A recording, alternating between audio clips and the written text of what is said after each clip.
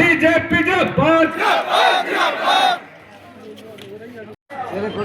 आप सब मेरे पश्चिम बंगाल के भाई बहन, एक समय था ये क्षेत्र, ये गांव पूरे देश के लिए धान का कटोरा था।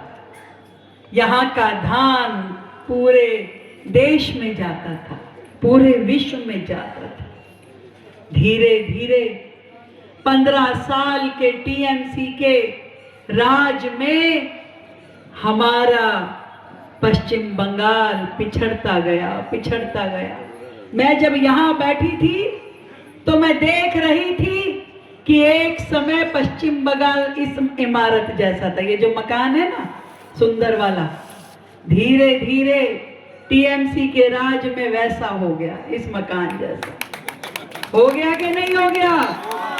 गरीब और गरीब होता गया, युवा बेरोजगार हो गया, किसान की थाली में रोटी नहीं है। इतनी मेहनत करते हैं किसान भाई, खून पसीना एक कर देते हैं, पर फिर भी उनको दाम नहीं मिलता। मिलता है क्या? नहीं मिलता। दाम नहीं मिलता, किसान को दाम नहीं, युवा को रोजगार नहीं, महिलाओं को सम्मान नहीं। ऐसी सरकार चाहिए क्या? ऐसी सरकार चाहिए क्या? सोनार बंगला बोलते थे। बंगाल वो धरती जहां से पूरे देश को ऊर्जा मिलती थी। पूरा देश के लोग बंगाल में काम करने आते थे, रोजगार के लिए आते थे, फैक्ट्री के लिए, उद्योग के लिए। अब क्या हो रहा है? बंगाल का युवा खुद ही बेरोजगार हो रहा है। बंगाल का युवा पढ़ता है, डिग्री हासिल करता है, पर नौकरी किसको मिल जाता है? पैसे वाले को, कटमनी को नौकरी मिल जाता है, पैसे वाले को नौकरी मिल जाता है, रिश्वत वाले को नौकरी मिल जाता है।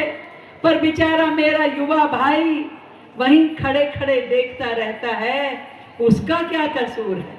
मेरी ये बहनें इतनी उम्मीद के साथ कि एक महिला मुख्यमंत्री के रहते हुए हमको सम्मान मिलेगा, हमारी बेटियां सुरक्षित होंगी, पर बंगाल में टीएमसी के गुंडों के रहते हुए, माफिया के रहते हुए एक भी महिला सुरक्षित नहीं है। एक भी महिला, एक भी बेटी पूरे पश्चिम बंगाल में सुरक्षित नहीं है। ये हमारे दुर्भाग्य की बात है।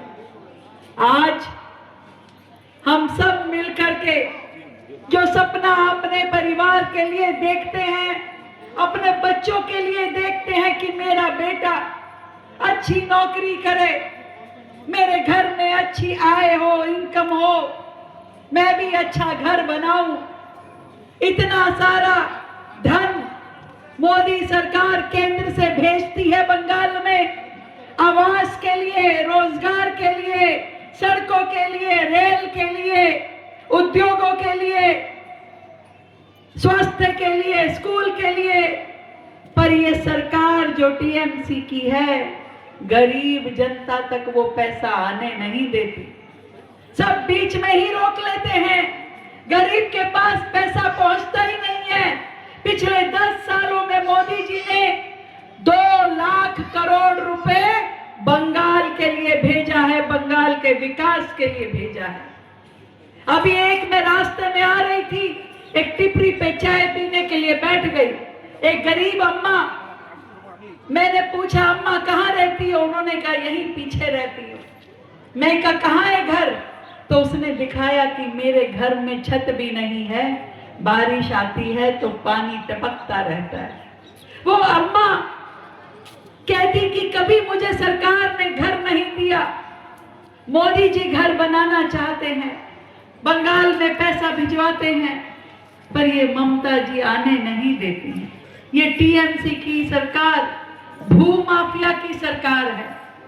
सब ये लोग गरीब की थाली से रोटी छीन लेते हैं, किसान की जमीन छीन लेते हैं, नदी से बालू उठा लेते हैं, कुछ छोड़ते नहीं हैं। हर चीज में इनको भ्रष्टाचार चाहिए। इतने सालों से 15 साल हो गए, 15 साल में बंगाल कितना आगे पहुंच जाता, पर नहीं पहुंच पाया। आज हमारा ये राज्य सबसे आगे हो सकता था। इतना खनिज है यहाँ, इतना खेती है यहाँ, इतने उद्योग थे यहाँ पे, परंतु पिछड़ता गया। मैं आज अपने बंगाल के भाई बहनों से ये कहने आई हूँ, यदि ये अधूरे सपने पूरे करने हैं, यदि युवाओं के लिए रोजगार चाहिए, महिलाओं के लिए सम्मान चाहिए, बेटियों के लिए स्कूल चाहिए, किसानों को अच्छे दाम चाहिए, तो फिर हमको मोदी सरकार चाहिए।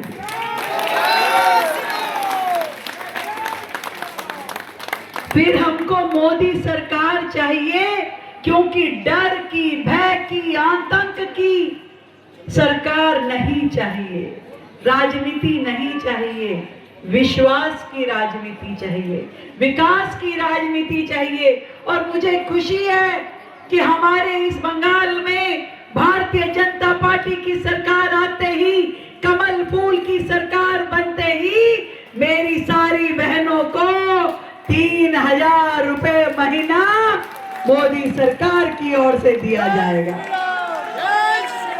बेरोजगार भाइयों को रोजगार भत्ते के रूप में 3000 रुपए दिया जाएगा। ये बंगाल से डर को, भय को खत्म किया जाएगा, विकास को लाया जाएगा।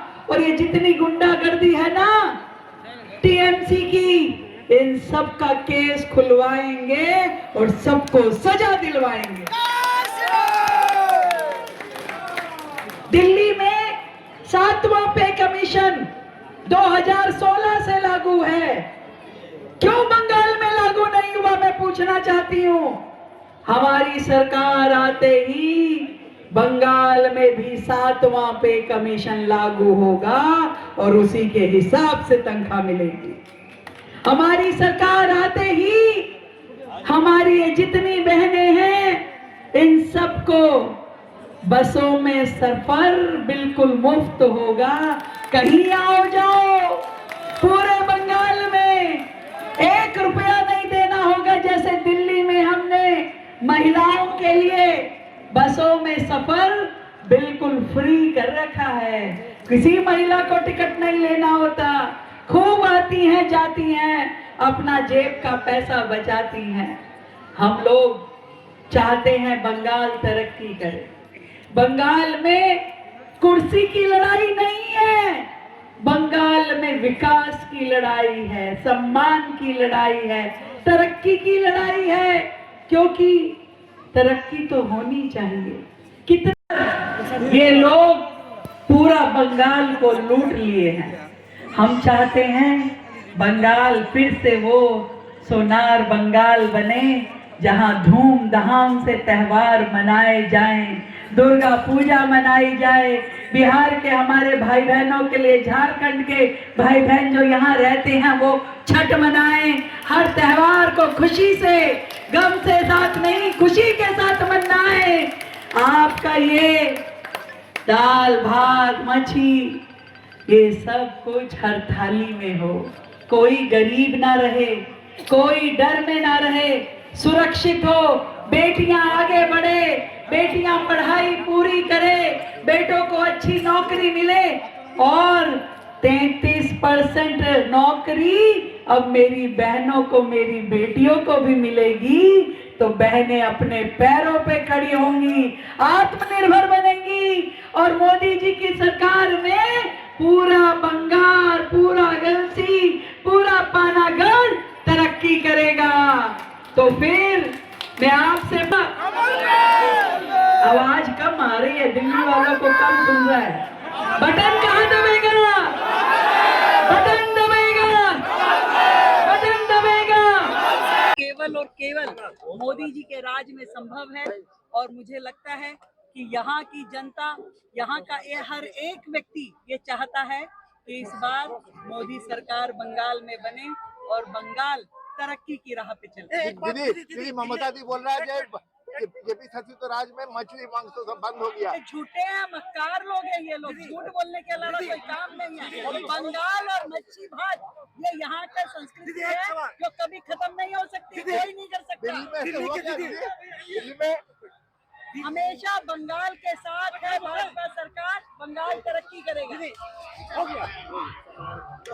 अच्छा लगा कि बहुत डिस्टर्ब नीचे दिए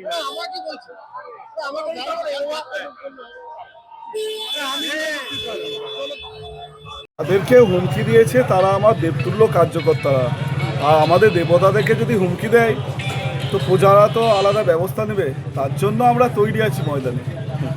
আমার কার্যকর্তারা আমার কাছে দেবতা, আমার মণ্ডল সভাপতি থেকে বুথ সভাপতি থেকে শক্তি কেন্দ্রের প্রমুখ থেকে আমার কাছে তারা দেবতা। তাদের গায়ে এক বিন্দু আঁচল লাগতে দেব না। আর দেবতাদের গায়ে হাত দিলে কি হয় বুঝতে পারছেন, আমরা তার মতো প্রস্তুত আছি। আমরা লড়াই দিয়ে রাজনীতি করতে আসিনি, কিন্তু আমরা প্রয়োজন হলে লড়াইয়ের ময়দানেও দেখা হতে পারে। আজকে প্রচারে কে এসেছিলেন আপনার হয়ে? আমাদের প্রচারে এসেছিলেন জানেন তো যে ভারতবর্ষের রাজধানী দিল্লি সিএম এসেছিলেন। কি বার্তা দিলেন? বার্তা মানুষকে উৎসাহিত করলেন, বার্তা দিলেন। প্রধানমন্ত্রী যে ৩,০০০ টাকা ঘোষণা করে দিয়েছেন আজকে মঞ্চে, সেই মঞ্চে আমিও ছিলাম। ৩,০০০ টাকা হচ্ছে মহিলাদের জন্য, 18 থেকে 40 বছরে যারা আছেন তাদের জন্য, ইয়ং যুবদের জন্য ৩,০০০ টাকা করে ঘোষণা করে দিয়েছেন। এবং যারা তোমার প্রেগনেন্ট মহিলা, ওখানে জাতি ধর্ম নির্বিশেষে প্রত্যেকজনকে তোমার তাদের পুষ্টির জন্য 14 থেকে 15,000 টাকা করে দেবেন। সেটা আমি সঠিকটা বলতে পারছি না, যেহেতু আমি একটা তোমাকে নামও দেওয়া হলো, বুলডোজার বাবা। হ্যাঁ, তো বুলডোজার বাবা নাম দিয়েছেন, শুধু বুলডোজার বাবাও নয়, আরেকটা নাম দিয়েছে। হ্যাঁ, মানে আমাদের বজরং বালি যে নাম, সেই নামটা দিয়েছেন আমাকে। আমি তার নাম রাখা মতো কাজ করে দেখাবো। আগামী দিন बुलडोजरों चलবে और जय श्री रामও चलবে। दुर्गापुर से निमाई दास की रिपोर्ट, पीवीटीवी न्यूज़।